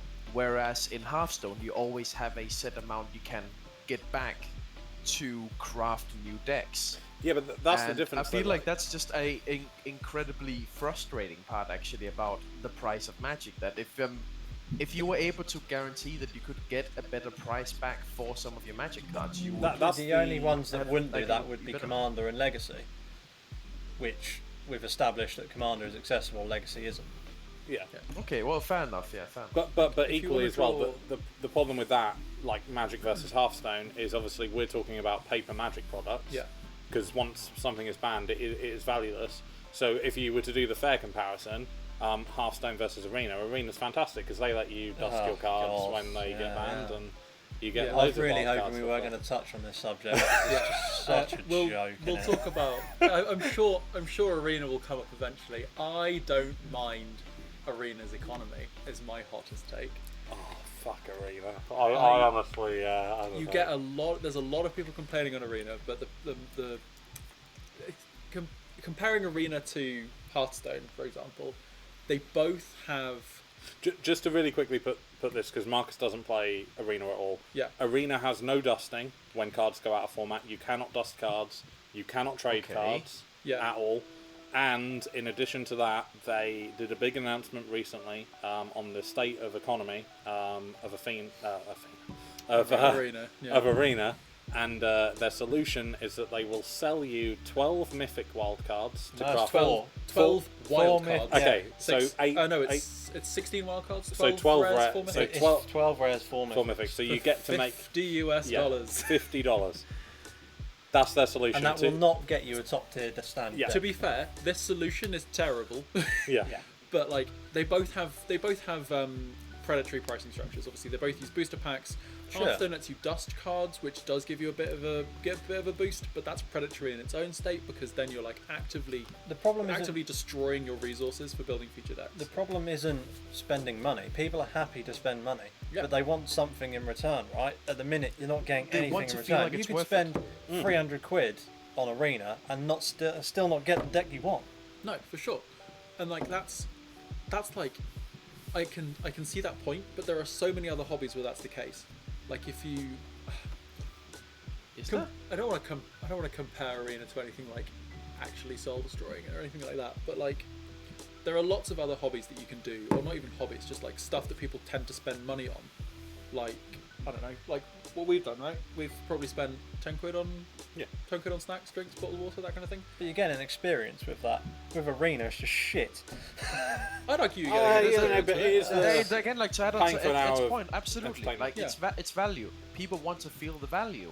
If Exactly. you spend 10 quid on snacks, you feel the value in terms of like snacks, right? Yeah, But it's if the you spend same- 300 quid and you don't get the deck you want, then you haven't felt any value from it. Yeah. The problem for me is the continuous sink into Arena, because There's no end to it. yeah, if they had Pioneer on Arena, at least Pioneer, ideally Modern as well, but Pioneer just so you could use the cards that have come out, I'd have no problem with them even charging $50 for it. It's on the Because it's roadmap. like, at least then you can still use the bloody cards for another format. Yeah, Pioneer is in the roadmap. I think they're actually they announced on that same stream they are going to implement in the next like month or so. They're implementing a new format on Arena that is it's not Pioneer, but it's because at the moment there are 3 formats on Arena. You got Standard, you got Alchemy, which is Standard with rebalanced cards, and you've Hearthstone, got basically. and you've got Historic, which is every card that's legal on Magic Arena, but uses rebalanced versions, and it uses Historic Anthology, so stuff that's never been in Standard, reprinted into Modern, stuff like Platinum Angel, Knight of the Reliquary, that kind of stuff. That all has a and- price barrier. Yeah, well, Historic's price to entry is stupid high. They also Yeah. ported all the mystical archives into Historic. So Brainstorm got banned. Faithless Looting I is was legal. about to say, like, why? Faithless Looting is legal in Historic, stuff like that. They banned some of them, like Natural Order, Channel, Demonic Cheer, Brainstorm, they're all banned now. But a lot of them are still legal in Historic. They're implementing a 4th format, which is basically every card on Arena as printed, without any card adjustments, without any direct to Historic stuff, without any direct to Alchemy stuff, which they've announced, which I'm annoyed at. That kind of thing. So there is that format that's going to exist on Magic Arena, and it's But- probably the format that I'll mostly play. But if you're fresh out of the blocks, because I've always said Arena's a great place to learn Magic, just Oh, absolutely. the complications of it and the actual way to play it, right? Yeah. But then say you do that, and then you finally get through the tutorial, and then you're like, okay, I want to play now. Well, you get the absolutely useless starter decks they give you, which give you nothing of value, and then they're going to be like, well, we need 300 quid before you can actually really play this. Yeah, but like there are stuff like drafting is a really good way to get started in Magic Arena. It is, but drafting is hard though. Exactly, so it's a not really entry level. good skill to. It's a really good skill. It's a great. And if you're not good at it, you're losing money. Yeah, but like you lose money on everything. I know you do, but in return you like to get a good experience. So don't get me wrong, it doesn't happen all the time. It's like I go to football games, so half the time that's just a load of shit, and you think, why am I going? Yeah, but I actually working at Athena, I do have a relatively unique experience on new Magic players, because people come up to all the time. I had one 2-3 days ago. It was like, I want to get into Magic, because like normally sometimes people just want to get into Magic like on their own because they've seen it. A lot of the times they've come as groups. I know, for example, you guys came as a group from like Yu-Gi-Oh or whatever, and you just like, let's learn this thing. Yeah. But some people play like individually. It's like, how do I get into Magic? And my response to them was like, Magic Arena is great for learning the tools. Once you get through the tutorial, you can carry on playing. But I would advise like, get through the tutorial, learn the rules, come down, grab a Commander deck, come on a Monday night, play some Commander. But with a better UI, would MTGO not have just been the better solution? The barrier to entry on Magic Arena, Magic Online is significantly higher than Magic Arena. Yeah, but a lot of that is the UI and how. I don't know if it is. So when I downloaded Magic Online, I had to spend 10 quid to buy it first of all. Oh yeah, I forgot about that. They do that. I don't think they got rid of it for a bit. I don't know if they brought it back, but it costs money to actually buy the thing. And like, sure, you can resell cards. They've got a whole economic thing there, but you can't free to play Magic Online. See, that's I where was free to play Magic Arena for a significant amount of time. That's where I think they've missed a massive gap, because if it was, say, what is a video game these days? 60 quid, 50 quid. If they'd just done that and you get all standard legal cards off the bat, and then if you wanted to go and lean into the other things like the historic, the anthologies and things, then sure, you pay for the extras. Why not just release the game and it rotates like normal, but you get all standard legal cards right there in front of you? I get there's less money in their pockets probably, but is it because they probably get really? People wouldn't buy it. People would buy it. They would make. I think it would be significantly less people playing Magic Arena. If the options were like, really, download Magic Arena, it costs 0 money and you can free to play to earn a collection, or download Magic Arena. That's so unrealistic. You can. I did it. I played standard for. You have to be willing to. This is the thing for me. So this isn't even Arena. This is actually my experience on World of Warcraft. I loved WoW as a kid. I played the fucking hell out of it for hours and hours. Ground gear, did the thing, whatever. Fell out of love with it for 2 or 3 expansions because I physically did not have time to play it. Yeah. As soon as they started selling gold, got back into it because I could invest. Let's even going on minimum wage or whatever in the UK, you could invest 1 hour of your time at work into. I think it was like that was the Blizzard token to buy. I think it was about a tenner. It might have been more than that. Let's say 2 hours of work, whatever it is. Into that. Cool, I've got gold. Now I can play WoW without having to grind for 25 hours and so on. So for me, I'd love to have an experience. I have a really bad addictive personality. I love playing Magic. And my solution right now is to watch VODs. I've been watching VODs of fucking Richmond 2018's Legacy tournament over the last couple of days just while working in the evenings because I just want to, get that feel for Magic. And I would much rather be playing Arena, but I do not want to spend £400-500 to get a deck with luck opening packs, and I don't want a free to play because I don't have the realistically, if I left a window open and got in trouble at work, playing while I could probably grind my way through drafts, but I would much rather just be able to be like, cool, 20 quid for the wildcard pack or something like that. 50. I'm actually glad they've done it. I just think it's too expensive. It's too expensive. It is the fact that they're just straight charging you for wildcards is a net positive, but it is too expensive, and it's also basically the same cost as buying packs. Funny enough, though, I think if the $50 number for 12 rares and 4 mythics, if they threw in 24 uncommons and 60 commons with that, I'd be way more tempted. because then at least you've covered your basis of a lot of the cards that Well, you then need. you'd be matching the sort in of the challenger lower. decks that they release, right? Yeah, kind of. I know some decks you wouldn't be able to play. Yeah, because you'd need more rares. Well, and more that would mythics give you and the stuff. chance to then optimise, get them better, but you'd be able to go out and get a decent start at the game, and everyone would be on a similar playing field as well. What happens now if when you start Arena you get those starter decks, right? That is the only thing you get. So even if you go in and spend $50 to get the wild cards, you still have to open boosters to get the commons and uncommons. Yeah. And I think that's my I like. think so. That feels bad. I think uncommons, I think, is a choke point for about a month. From what I can remember, like there was a small amount of time where I didn't have enough uncommons to build a deck.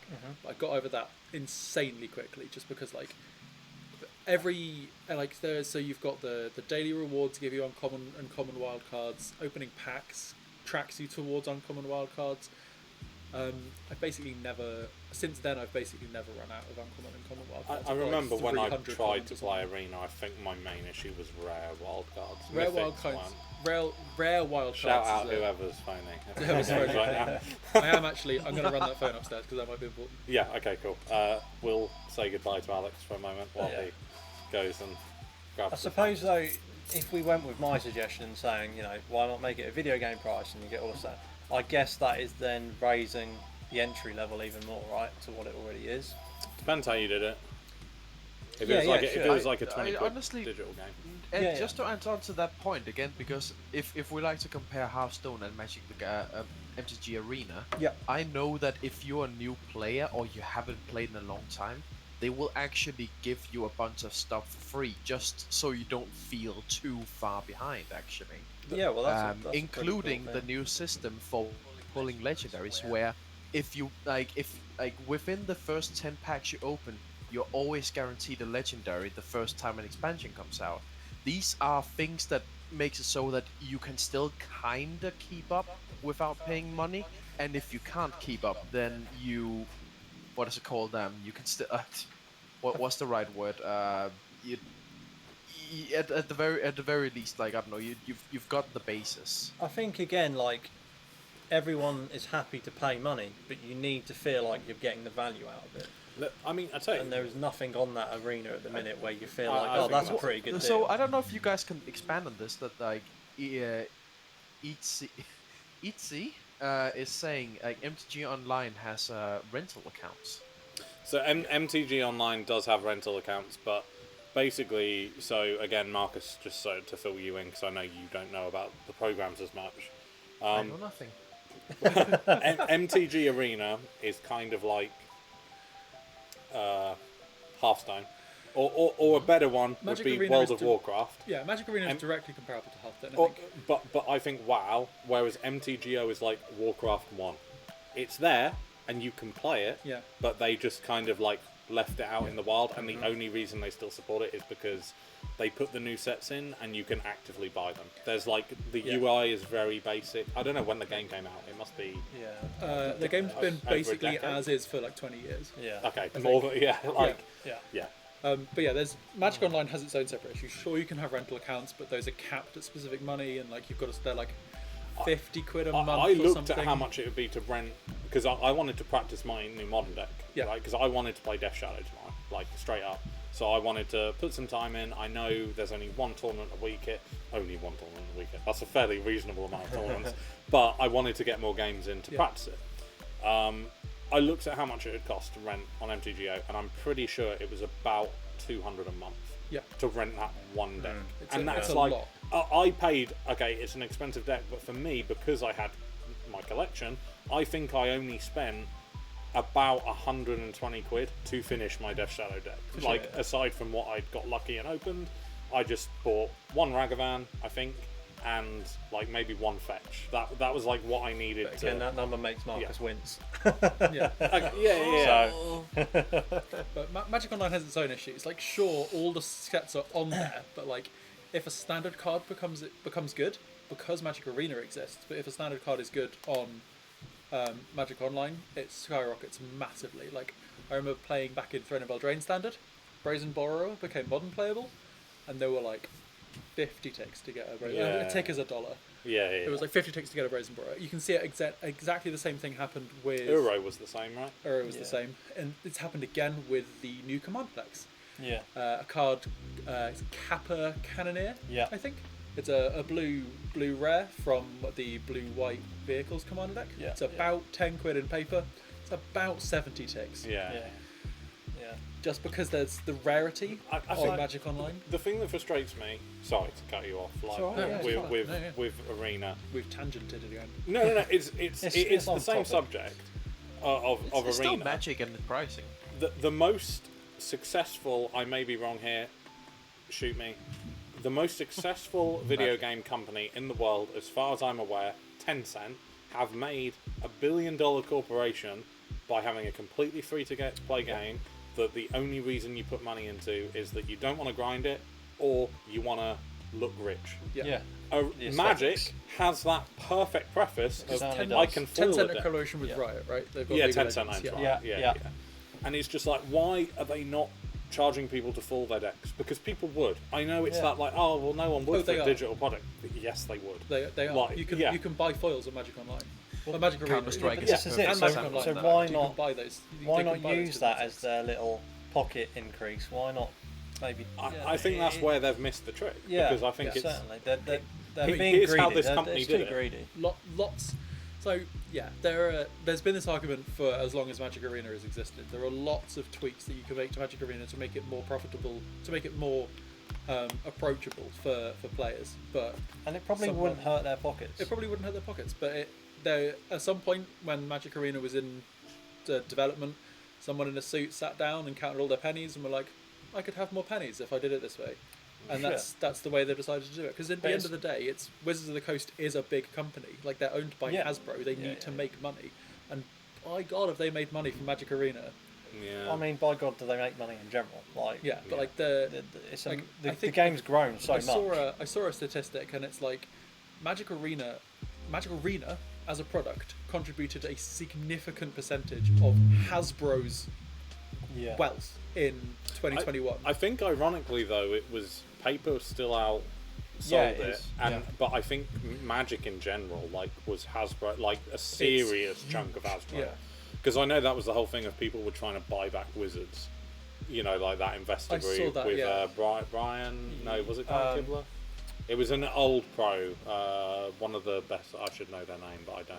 John something? I don't know. It was like one of the Hasbro first people stuff to be around that inducted growth into the though. Magic Hall of Fame. Yeah, They're yeah. considered the best They- player ever, yeah. alongside whoever. yeah. But I don't know. I think it's that, like, Arena aside, this whole thing of to very much go into Rudy territory of like we all live in happy land and everyone needs to be dancing and smiling. Is it just the reality that people just need to shut the fuck up because some things Well, are that- too expensive, There's- and that is unfortunately life. There's Like, always going to be things to complain about. Yeah. I think it's I think we've established is it ex- upset? It's upset. Yeah, it's fine. okay. I think we've established it's definitely expensive if you're getting into the game. The question is it going to get more expensive to me? Because I think it is. I mean, booster boxes are going up, aren't they? Exactly. Again, and it was only what, a year ago they jumped by what, a little bit or something. But then again, And you're getting more and more product every year. booster boxes going from like 110 to 120. That's less percentage than the rise of the cost of living. Yeah, of course Yeah. it is. So but it's below the curve. this isn't living, is it? This is trying to enjoy your fucking life. There's Yeah. a lot of external factors to the Yeah. price of Yeah, the yeah. price of the actual products that Wizards are producing. There's a lot of factors in there. And as well, because there's such a huge factor on FOMO with a lot of the products as well. Yeah. That's what gets me the most. Because Yeah. when like Kamigawa comes out, I don't bother going and get Kamigawa because I'm like, it doesn't. Yeah. One, the set wasn't for me, which is fine. But two, I know those boxes are going to be there in a year's time at a similar price. Yeah, for sure. Whereas you get like the Secret Lairs, I think they're a brilliant idea. I love them, but as soon as they're gone, they're gone. So you've got to jump on the ship. Yeah, I actually have a jumping off point from that. Like, there's been this phrase, you said it actually. It's like sometimes a thing just isn't for you. And I think as soon as people realise that there are products that exist that aren't for them, the happier they're going to be. Like me Yeah. personally, Legacy is not for me, and I'm happy with that. Like, I own 71 cards of a legacy deck. I'm not going to buy 4 Lion's Eye Diamonds because that idea can get in the sun. That's just not for me. And exactly the same thing with Secret Lairs. Like, I've bought 1 Secret Lair, and it's because it had a foil Creative Behemoth in it. Yeah. And that was it. That's the one I bought because I like Creative Behemoth. It's my favourite Magic card. It's the best elf ever printed. The biggest trouble is it's not for you now, but will it be in 2 years' time where you can't get it or you've got to pay triple the price for it? But this is the thing, because I love the way they've done Secret Lairs. Yeah. Because the majority of Secret Lairs, and they've said that they will actually all be not mechanically unique. Yeah. All of the Secret Lairs are going to be purely cosmetics. Yeah, It's yeah, the same sure. thing we mentioned with Riot and League of Legends and all that stuff. Because it's purely cosmetic, and I couldn't, like, Steven's seen the way I shuffle cards. I could not care about the way my cards look. Yeah, that's fine. And that just doesn't appeal to me in the way that it appeals to everyone else. So, like, would I like to, like, the Hadouken lightning bolts? They look sweet. Do I care enough to not have lightning bolts from, like, beating up lightning bolts from M11? Probably not. Like, that kind of thing. It's like, I appreciate there are people there that care about what their cards look Yeah, like. So I certainly do. my friends Will and Rocco own foil legacy decks, and they go foil modern decks, and they go out of their way to acquire foil cards for their modern decks. Another hot take then on the differences between formats. Why is it like this is funny because Commander's the most, maybe it is because it's the most accessible. Commander, we've established, financially most accessible format. Whenever I've overheard people, for example, and I've had the same sentiment, see Will or Rocco's modern deck, that is a beautiful collection. Like, you know, you hear it in legacy tournaments on GP coverage, like if someone has a foiled out whatever, it's very complimentary. In Commander, it's almost the opposite. If you are playing blinged out cards, I think people will avoid the play. I think that's just where we're based. I think if you went to America, it'd be complete opposite. People would be all over it. Yeah, but it's weird that it's like that with modern here. And I've found if I play, and this is really pigeonholing people, if I play Commander with people that are more akin to modern or legacy or whatever, they are more complimentary on, oh, you've got the judge. Don't rob me if you see me at a fucking Magic event, like a GP Wheel of Fortune or whatever. Whereas most people, I feel, if you played that card out, it's just like, oh, you're just shoving that in my face. I think you answered your own question. It is because it's the entry format, right? So you've got the newcomers, the new guys that are maybe still using the same precon they bought 2 years ago because they like that precon and they think they're having fun times using it. Why change it? Why be any different? And when they see people with foiled out decks or, you know, high spec cards, they do think, well, why have you spent all that money? You could just have bought this 20 quid precon that I've got. So even hotter take, is it just an envious thing? Is it like society? If of course we see, it is, yeah. If we see a Ferrari in a Tesco car park, we're going to be like, oh, that prick in the Ferrari. But really, if I could afford a Ferrari, I'd drive a Ferrari. Do you know what I mean? Yeah, like, it's the exact same thing. It's definitely going to be an envy thing. I think someone brought up a really good point. I'm not going to try and say the name. Marcus, you're not doing your job if Alex is pointing that out. I don't want Dalton to just interrupt a lowly fool? every time. Yeah, a lowly fool. You guys got to give people some space to say something. I think there's definitely, because Commander is viewed as such a casual format for most people, if people with the casual mentality see those people playing the expensive cards, you will be viewed as a tryhard. Just like, oh, fuck you, you're trying to take this casual format and like push it where it doesn't need to be pushed, because this is my format. I enjoy playing what I enjoy playing, and like I granted I had a similar mentality for a while, where it's just like I play competitive Magic, which is like I played modern and that kind of thing. It's like they're my competitive Magic, and if I want to just chill out with my friends, I'll play Commander. And then my personal pro group, Will, Rocco, Simon, you know who you are, chose to escalate that Commander playgroup to a higher level, and that's sort of like, while I was happy to keep up with that, like obviously I've invested into CDH stuff now, so like I'm happy to keep up and play at that level. That wasn't initially what I was looking for from the format. And I really like playing casual Commander. It's like one of my favorite things. Like I'm building more casual Commander decks. Like I'm building 100% creature deck. I'm building mono white legendary permanents, that kind of thing. Yeah. As someone that's big into CEDH, It definitely is because I probably don't play the other formats quite as much, and that isn't scratching my itch of competitive vibes. Yeah. But at the same time, it's a completely different game to Modern, because you've only got one of each card still. You're up against 3 opponents rather than 1.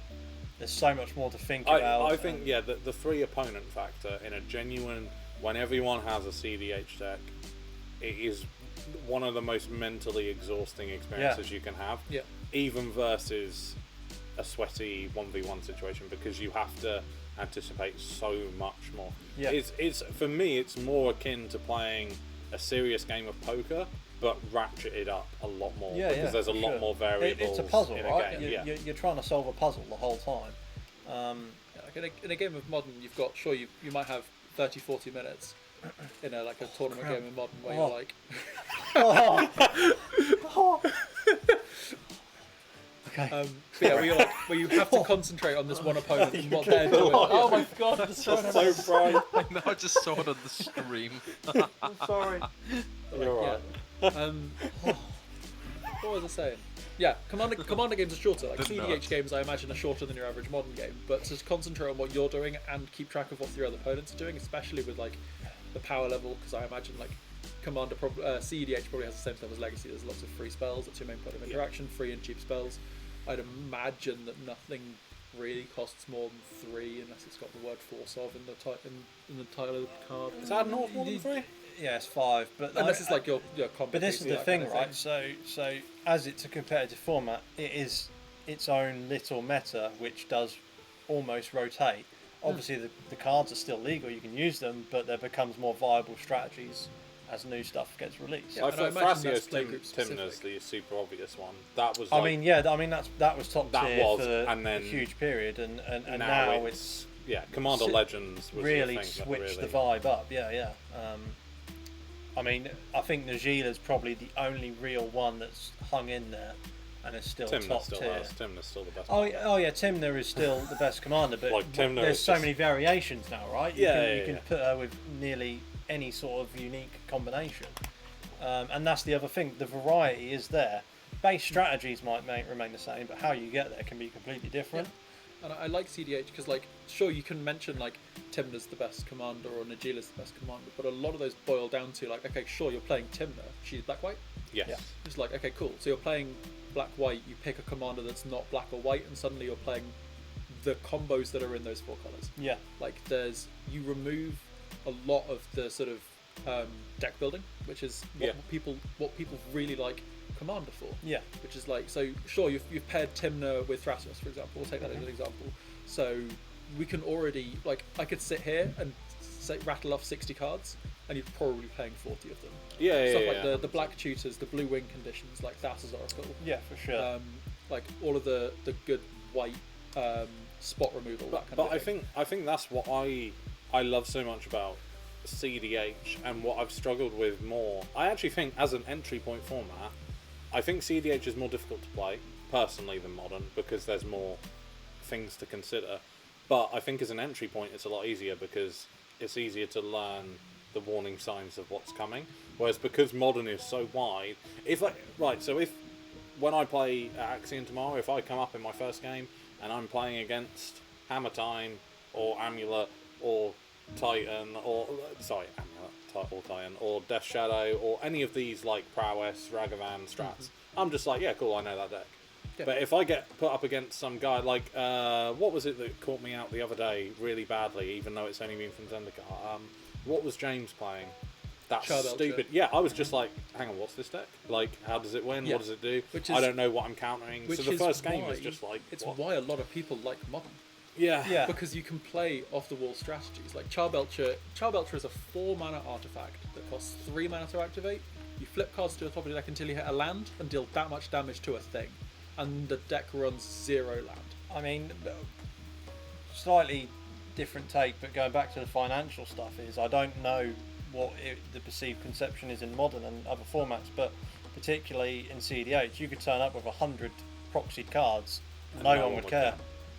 So Modern they would. I think Legacy needs to get to that point. Legacy is so expensive now that WotC should potentially just be Well, this is a it, lot of like- those issues are to do with tournaments. So obviously, like, WotC has tournament guidelines and rules and regulations and stuff. You're not allowed proxies in tournaments. I think it's really interesting that you suggest that Wizards should allow proxies in official legacy tournaments. I just can't quite fathom that you support that idea and the reserve list in existence at the same time. Because it makes it accessible. So one option, allowing proxies in competitive legacy tournaments, essentially nullifies the existence of the reserve list. It no longer matters because it only matters to collectors. Yeah. At that point. Whereas the reserve list is terrible because of the collectors. Like, the collectors have these cards and escalate the prices. Like, recently there was over the last 5 years there have been buyouts for so many things. Yeah. My first GP that I went to, I could have picked up a playset of Lion's Eye Diamond for 350 quid for a playset of Lion's Eye Diamond. I'd have had to have spaffed all my cards, but I'd been able to do that. Now, because of buyouts and all that kind of thing, 350 quid will get you 2/3 of a Lion's Eye Diamond. You can get one. You can get one. I got one for about that price. Sure. But, yeah. But I get where you're coming from, but I think for me, as we've seen with proxies and CDH, it doesn't actually affect the price of the reserve list, which means the collectible side of it still exists. For sure. And that's because I you only think need one copy of each card as well. Yeah, but Yeah, I think that's if an issue as you well. if you reprinted them, like actually reprinted the cards, I know unique arts hold a value, but it would demolish the level of value that is there. I think it would do a similar thing to allowing proxies in competitive legacy, because a lot of the people that play legacy, like, personally, if I owned 4 Lion's Eye Diamonds and this announcement came up that was like, oh, by the way, you're allowed proxies in competitive legacy, I'd be like, fuck, I need to sell my Lion's Eye Diamonds quickly. Yeah. I need to get rid of them, get them far away from me while I can still make some semblance of money. They'd drop instantly. I reckon it's like, say Lion's Eye Diamonds currently worth 350 quid. If they announced this, they'd probably drop to 100. Yeah. I think that's my perception though, would be proxies wouldn't affect it anywhere near that much compared to reprinting. I think it would destroy the value as well. Yeah, I Maybe think it not would as really bad as hurt reprints, in but legacy. it would crush the values of all of those cards, I which, think it would to hurt be legacy. fair, is a good thing. In That- my opinion. I think that comes it's back the to- asking cards the are too important expensive. question though. Should Flash Hulk be banned now that we have Fasas? No. Facet should have been banned, not Flash. Flash, That's my view. Flash is Flash Yeah, is nah. the biggest problem card in fucking Commander. Well, it's not anymore, is it? It's not, because it's banned. Yeah, But you could win before the game started. Yeah, it Yeah. came up with interesting plays though. Yeah, but you could literally, like, not turn one win. You could win Yeah, before the game. Yeah, yeah. Pre-game action. But that was because Flash of Hulk. Facets. GG. Like, yeah, I know. Facet was the one that took it up a notch. Before Yeah, that, but it was still a problem. Yeah. Fasces is still a problem in that it's a common win con for blue, but Yeah, I Flash think it's was like- just beyond. Thassa's Oracle was a problem, and it's been a problem in Eternal formats as well. Like, it's a problem in Pioneer. I think they banned it in Pioneer, or they banned Yeah. a part of the combat deck in Pioneer. It's a problem in Modern, problem in Legacy, I suspect, because it accidentally wins. 'Cause Yeah. a lot of the time it's formatted the same way as Laboratory Maniac, in a similar kind of way. Laboratory Maniac is like, it costs 1 more, it's a 2/2, and you have to try and draw a And card. so taking afterwards. Legacy into account, just because I've literally seen this deck played in the last few days. For sure, yeah. The Gristlebrand, where you Oh, yeah. play the lab, you have to have an extra 7 life with have to be able to Lab draw a card. Maniac to draw again, And it- was fast as you don't need And the it extra. also that's it it, opens you isn't up it? to Yeah. an interaction point where your Yeah. Laboratory Maniac You can die. remove Lab Maniac and be fine. With Yeah. Facets, as soon as it hits the field, that's it. Yeah, and because you don't need that extra bit of interaction. Like, Yeah. someone brought up Demonic Consultation, like stuff like that. Demonic Consultation. There's the other tutor, the 2 Tainted mana, Pact. Tainted Pact. There's 2 very easy cards. Like, it's not hard to find the Thassa's Oracle to put in your hand. It's not hard to draw one of the 5 other tutors. It's not hard to draw one of these cards in Commander, because Commander has every card, CDH especially, plays all the best of them. It's not hard to assemble this group of things and basically accidentally win the game. I think that's actually a point to casual players and Commander and problematic deck building. Is you're always more likely to find people that have overcompensated on their deck in black because of that.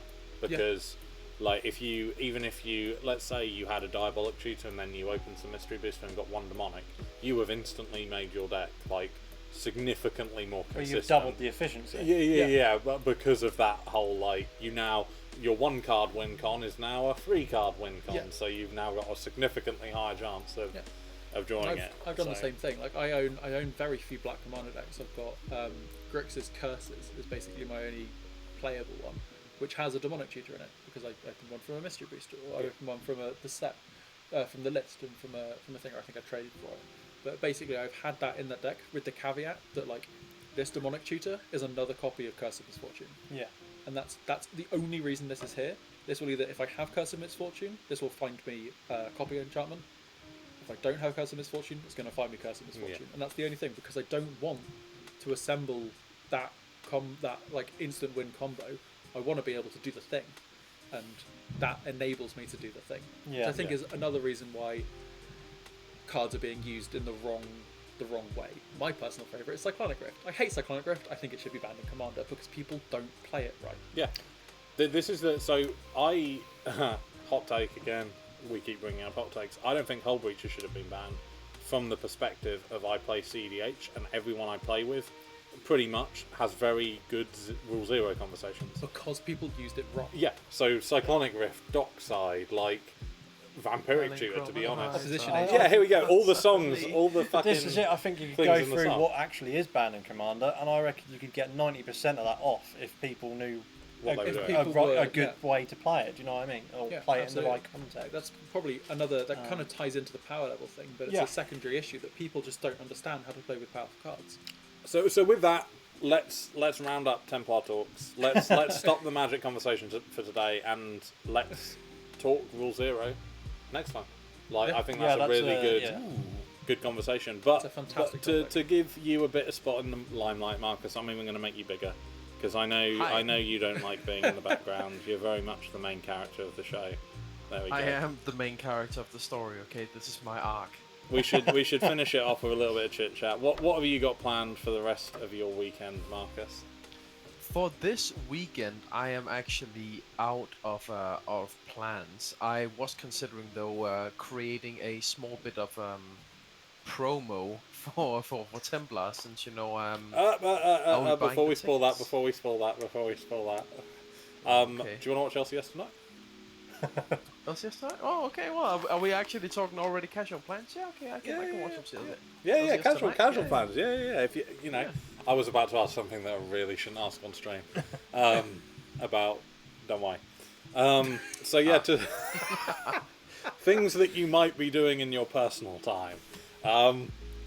With that aside, and I'll let you spoil it, Marcus. I think we're gonna keep the S&M show where it is, but Casual Commander for next month, we are going to move it to a Monday. Why are we moving it to a Monday, Marcus? Well, God, now I'm nervous. no I'm idea. sweating and everything. No, but it's because I decided to grace them with my physical presence. Yeah. Yay! Marcus is flying in. He's Yeah. We're gonna hopefully it's gonna be our trial stream for upstairs to see what the noise is gonna be like. Yeah, it might be awful, but it's gonna be awful anyway because Marcus is there. So we figured we may as well. 2 birds, 1 stone. Yeah. And, Don't worry, I will only bring my Shirai deck. Yeah. You You will be leaving without it.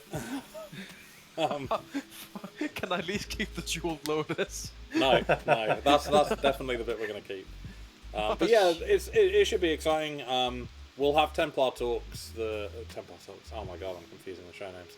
We'll have the S&M show a couple of days before Marcus flies out, and then we'll be going straight into some IRL Commander. So Yeah, boy. should be interesting to see how it works. Cool. And we have some unbelievably exciting potentials on the cards for Commander Legends 2. So keep your calendar in June light around the release. We can't announce anything right now, but it's hopefully going to be amazing. Fingers crossed. Fingers crossed, indeed. But yeah, thank you very much for watching. Thank you very much to Athena Games for housing us. This beautiful board game selection behind us. I don't play board games, so I don't know if any of these are good.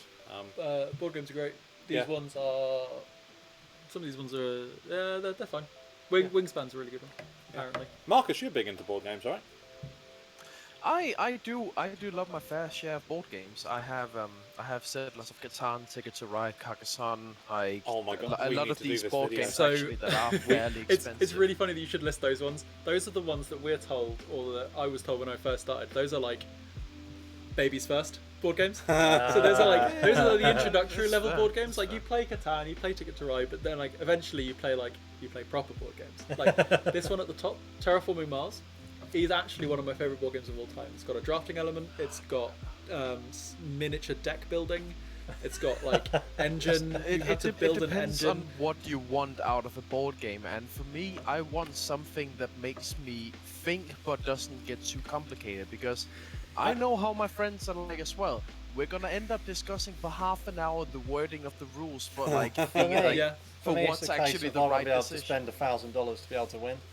Yeah, pay to win. You can't do that, board I game. want to play a card game when I play a board game. Yeah, genuinely, I've actually had that conversation with Jess so many times, where we've been out either here or other LGSs in the area, and it's like, should we pick up a board game? And I'm just like, but why would we do that when we have Magic? Yeah. Yeah, I think board games is definitely another thing that we can discuss here, because there's a lot of crossover, and I think board games is a really good thing for people to learn how to play casually. Because I can't play board games casually; it's impossible. I can't do it. I'm too competitive. I've Although had some horrible this one nights has with, been like, this Risk one and has been stuff. recommended Yeah. to me. I'm not sure you can see Dice Throne behind you, Ed. Yeah, Okay. I see that. This Yeah. one here. I'm not sure if It's the tucked camera. away a bit. I not don't sure if think the the camera camera will pick that The up. camera won't pick it up. No, but Dice Throne has been described to me. It was actually recommended by a streamer, Jeff Hoogland, recommended Dice Throne as a concept. It's basically from his perspective, the best card game Magic players can play with non-Magic players, because there's a dice rolling element, so it's kind of random, but you still play on some of those skills, but you can't dominate with those skills. But why Is would there you a want? reserve list? And why would you want to talk to non-Magic players? Yeah. Very, very true. We are all scared of the Muggles. Anyway, thank you all for watching. Yeah, cheers, thanks for guys. everyone that stayed in the chat this long. It's good to see you, DZ. I'm sure we'll see you on Monday to bring some of your terror to the commander table. Well, you're going to have to try your new cover roll deck out soon, and we'll give it a whirl. God, and, not Twilight yeah. Imperium. That can go for a. Thank you for sticking around as well, Falconer. As always, it is much appreciated. Oh my God, Marcus is huge. Yeah, Marcus is unbelievably huge. I'm just going to go to our... Okay, so Marcus, we're actually going to just leave the stream on for the next 12 hours, so if you can just keep everyone else safe. Listen, in that case, they're going to see me masturbate, and then we're going to get banned. And on that note, thank you all for watching. We'll see you in a month's time. This VOD will be going up on Monday, and we'll also be announcing the new giveaway, so make sure you get in the Discord, and we'll see you all very soon. Take care, guys. Bye-bye. Bye. Marcus is still there on the screen. Fuck's sake. Wait, am I alright? Yeah, because of course I am. See you later, guys. Take it easy.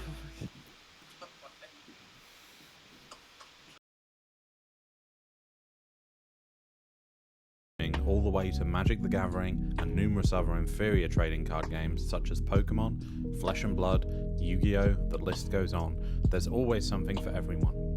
Even when it comes to card protection, their helpful staff are on hand to guide you to the perfect deck box or sleeve choice. Carrying industry standard brands such as Dragon Shield, Ultimate Guard, Game Gen